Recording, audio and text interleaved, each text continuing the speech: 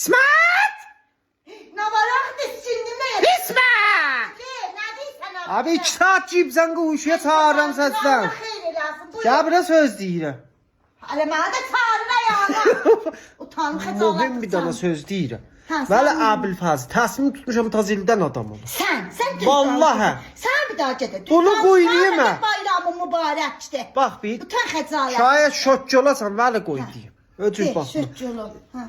Mənim daha xanımım var. Aha. Mintaha kəbin olmamış. Aha. Öcü yox ki da, dört Yox, sözünü de. deyir. Bir daha da nəvəm var, qız uşağıdır. Yox.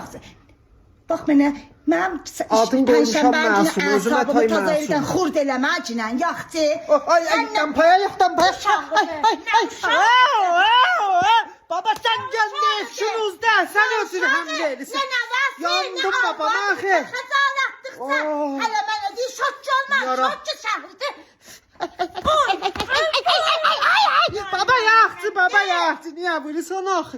Sən gedə bilirsən nə mən olacaqsan, zincirli